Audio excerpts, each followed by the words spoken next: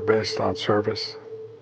Service to the people, service to the nation, service to the earth. That's our mandate. Peace. Peace is our mandate. And the relationship that we have to the earth, the importance of that, understanding it, promoting it, protecting it. So there's a lot of tangents to this idea of being Onondaga Nation, this idea of being a people. We're old. Our confederation is 1,000 years old, more. It's based on peace. It's based on equity. It's based on union. To be united, the power of the good minds, they call it. To be united. And that's the union that it inspired your people to make a nation. And our leaders said, look, we've been watching you for some time now. It doesn't look like you're going home very soon. So why don't we make an agreement of how shall we relate to one another rather than simply a trade agreement? And so that began that discussion. And they said, they suggested that we call them in our relationship father, because they have a great idea of that in Europe. They call it king, a father. And our leaders thought about it a while, and they said, well, it is true that father denotes great love and responsibility, but he also has authority to chastise.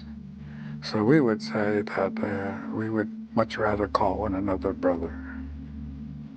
And they agreed. And we established a whole series of relationships based, and we called it evolved into what we call the covenant chain.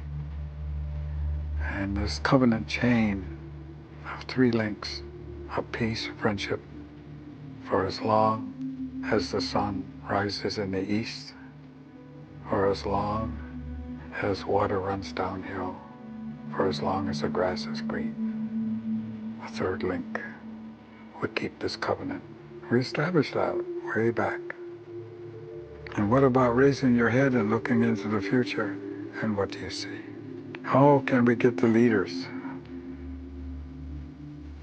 to raise their head and see in the future? My passion is for 7 generations. Peacemaker told us then, way back 1,000 years ago, when you sit and you counsel for the welfare of the people, think not of yourself, nor of your family, nor even your generation. Make your decisions on behalf of those generations coming.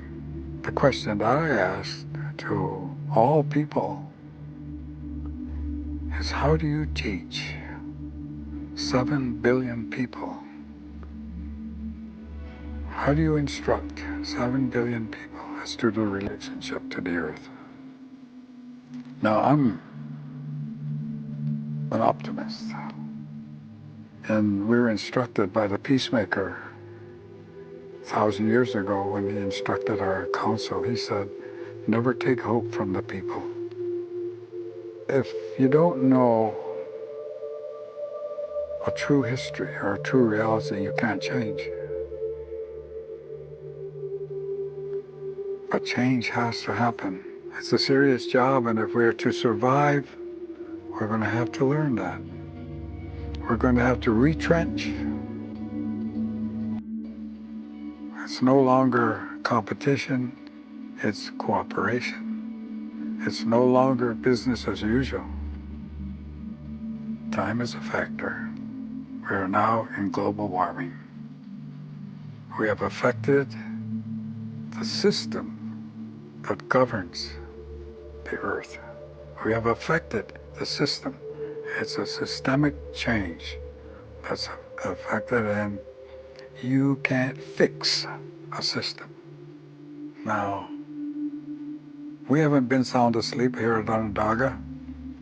We have an enterprise called Plantagon. It's probably going to change agriculture around the world.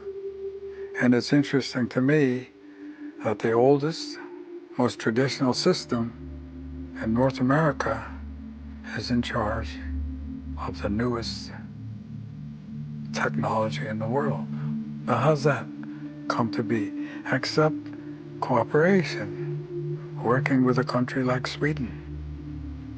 Hans Hassel, a tremendous intellect, our CEO, a visionary who said, I am inspired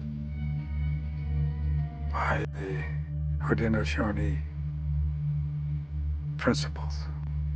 I'm grateful for the association with Chucky. I'm grateful for the Greens in central New York, over 200 green companies here. I'm grateful for the leadership that's coming out of the women here. Look what they did. You got good leadership, Central New York.